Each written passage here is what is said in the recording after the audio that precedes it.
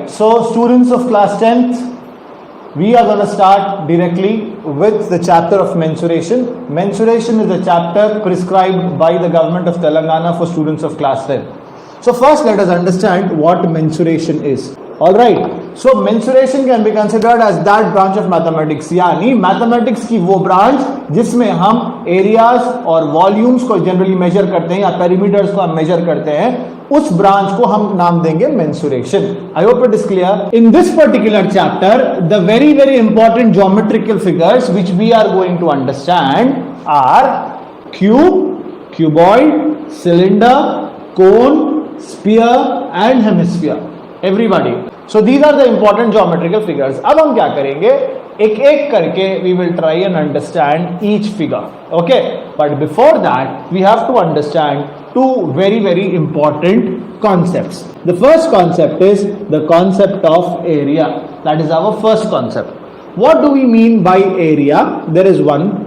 Second, what do we mean by volume? That is the second thing which we have to understand. Now, what do we mean by this? Please understand. For example, आपके पास एक जमीन का टुकड़ा, एक plot रखा हुआ है, ठीक है, आपके पास एक प्लॉट है.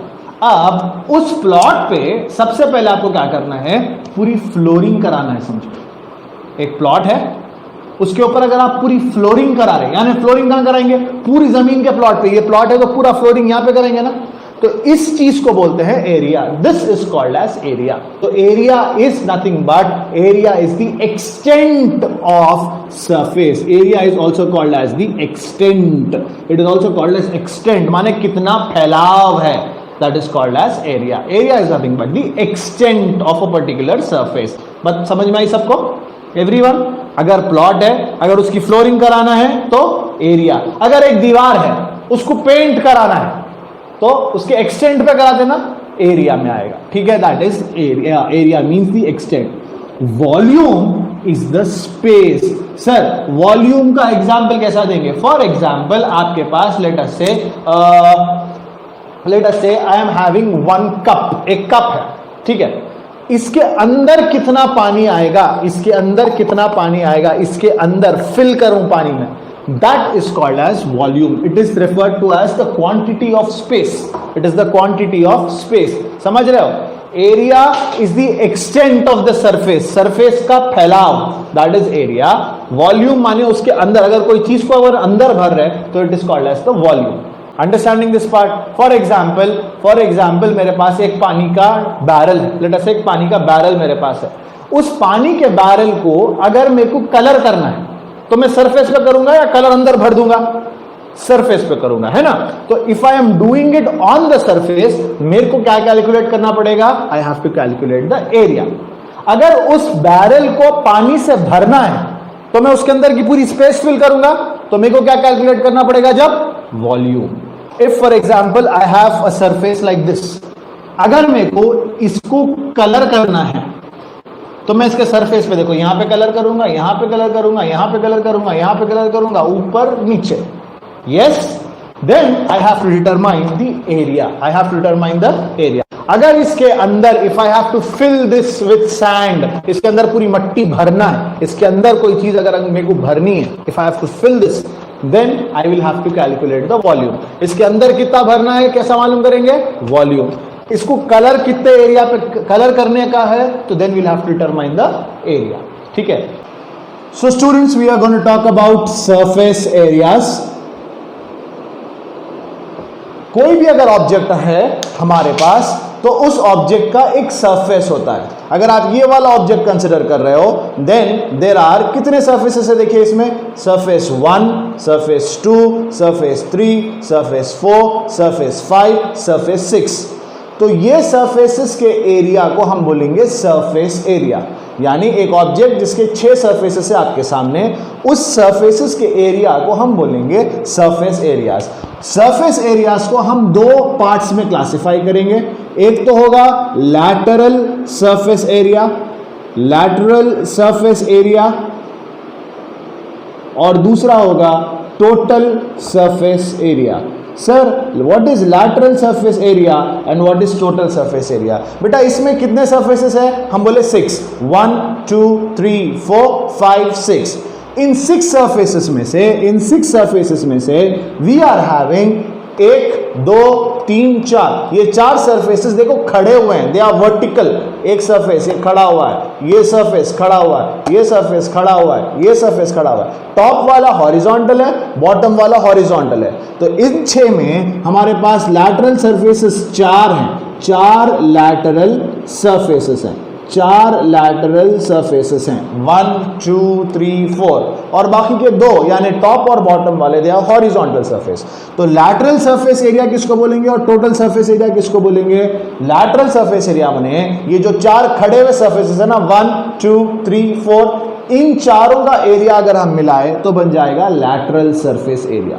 अगर हम ऊपर और नीचे टॉप एंड बॉटम का एरिया भी मिला लिए, माने 4 + 5 + 6, ये 6 का अगर हम एरिया मिला के लें तो बन जाएगा टोटल सरफेस एरिया। क्लियर? तो lateral surface area and total surface area. Sir ये कॉन्सेप्ट क्यों आता है सर? फॉर एग्जांपल हमारे पास एक रूम है, एक रूम में 1 2 3 4 दीवारें हैं, there is a roof, there is a floor, right? छत है, फ्लोरिंग है और 4 दीवारें। अगर मेरे को रूम के वॉल्स पे पेंट करना है, सिर्फ वॉल्स पे पेंट करना है, तो मैं रूम का क्या मालूम करूंगा? Lateral surface area. क्यों? क्योंकि सिर्फ जो खड़े हुए दीवारें हैं उनको हमको पेंट करना है। नहीं सर, मेरे को छत भी पेंट करना है, मेरे को फ्लोर भी पेंट करना है, तो आप क्या मालूम करोगे? Total surface area. Next point बच्चों, कभी कभी क्या होता है, सरफेस खड़ी रहने के बजाय, माने स्ट्रेट रहने के बजाय, सरफेस स्ट्रेट रहने के बजाय कभी कभी ऑब्जेक्ट्स लाइक सिलेंडर में सरफेस कर्व्ड बन जाती है, ऐसी हो जाती है। ठीक है, तो आपको तब मालूम करना पड़ता है कर्व्ड सरफेस एरिया। क्या मालूम करना पड़ता है तब? Curved surface area. वही लैटरल सरफेस एरिया अगर क्यूबॉइड है या क्यूब है तो इट इज स्ट्रेट, मगर अगर सरफेस कर्व्ड है तो आप डिटरमाइन करेंगे कर्व्ड सरफेस एरिया। अगर सरफेस कर्व्ड है तो आप डिटरमाइन करेंगे कर्व्ड सरफेस एरिया। ठीक है, चलिए, तो कर्व सरफेस एरिया और lateral surface area and total surface area is very clear to you. अब आपको करना क्या है, हमारे जो 6 फिगर्स है, टू बिगिन विथ क्यूब, हमारे जो 6 फिगर्स है, cube, cuboid, cylinder, cone, cube, cuboid, cylinder, cone, sphere और हेमिस्फीयर, इन 6 फिगर्स का आपको कर्व सरफेस एरिया या लैटरल सरफेस एरिया, इनका टोटल सरफेस एरिया और इनकी वॉल्यूम, ये सारों की you have to prepare one tabular column and you have to learn. आपको एक टैबुलर कॉलम बनाना है and you have to learn all the फॉर्मूले। याद रखिए, जब तक फॉर्मूले आप याद नहीं करोगे, solving mensuration is very very very difficult. Okay, तो नाउ फॉर्मूलेस में जो वर्ड टर्म्स इस्तेमाल होंगे उन टर्म्स को समझना बहुत ज़्यादा इंपॉर्टेंट है। हम क्विकली टर्म्स को समझ लेंगे। To begin with, in cube में बेटा there is only 1 dimension. Cube में खाली आपको आएगा only 1 dimension and that is the side of the cube, और उस साइड को हम नाम देते हैं एज ए। ठीक है, लेंथ भी ए, ब्रेड्थ भी ए, हाइट भी A. So a cube is something like this. इसमें लेंथ, ब्रेड्थ और हाइट तीनों सेम रहती हैं। लेंथ, ब्रेड्थ और हाइट तीनों सेम रहती हैं। तो इससे आप क्यूब में ए इज द साइड, आपको LSA, TSA और वॉल्यूम, ये तीनों टेबल में से देखना है, याद करना है। क्यूब के बाद let us move towards cuboid. Cuboid में आपको डायमेंशंस आएंगे 3। क्यूबॉइड में आप उतारते हैं एक रेक्टेंगल, फिर दूसरा रेक्टेंगल। क्यूब में था स्क्वायर, क्यूबॉइड में है रेक्टेंगल।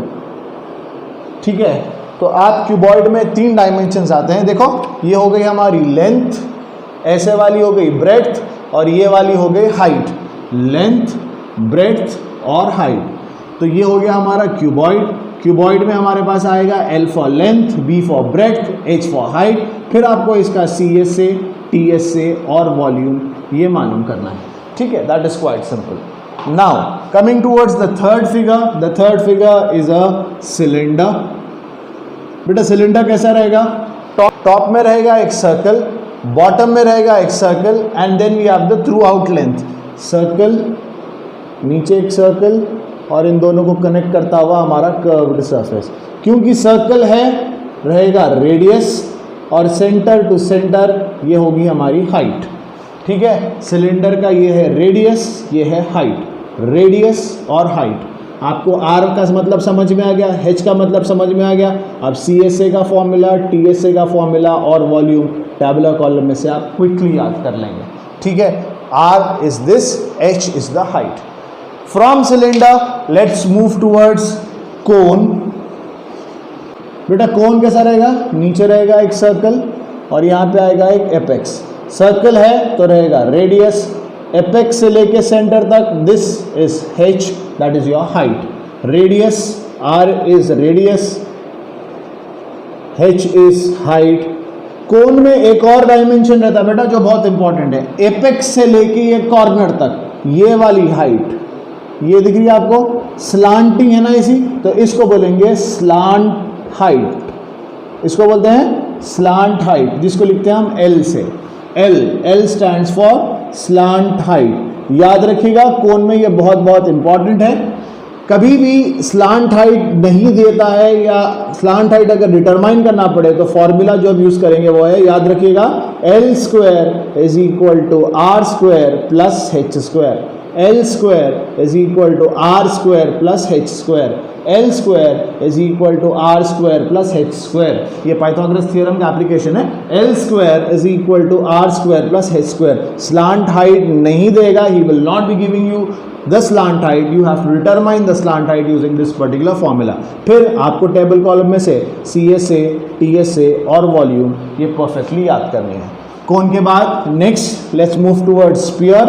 स्फीयर में sphere is nothing but something like a ball, इसमें सिर्फ एक ही रहेगा, that is your radius, that is your radius. Sphere में एक ही डायमेंशन रहेगा R रेडियस, और लास्ट में आएगा एक हेमिस्फीयर। हेमिस्फीयर इस स्फीयर को आप कट कर देंगे माने कटोरे के जैसा, ऊपर रहेगा सर्कल और नीचे आएगा आपका ये, तो ये हो गया हमारा हेमिस्फीयर। इसमें भी सिर्फ एक ही डायमेंशन रहेगा, दैट इज R।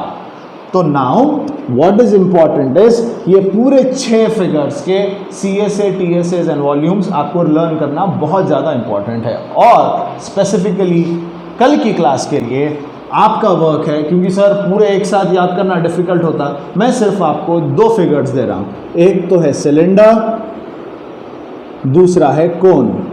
सिलेंडर और कोन का CSA, TSA और वॉल्यूम, ये कल की क्लास में आप परफेक्ट रहना है, तो हम एक्सरसाइज के प्रॉब्लम सॉल्व कर सकते हैं। सिर्फ 2, 6 में से I am giving you 2, cylinder and cone for today. ठीक है, tomorrow's class you will not be able to solve if you don't know the formulas. अगर आपको फॉर्मूलेज नहीं आते हैं तो आपको क्लास समझ में नहीं आएगी। सिलेंडर और कोन का CSA, TSA और volume, this is your work. See you tomorrow for the class.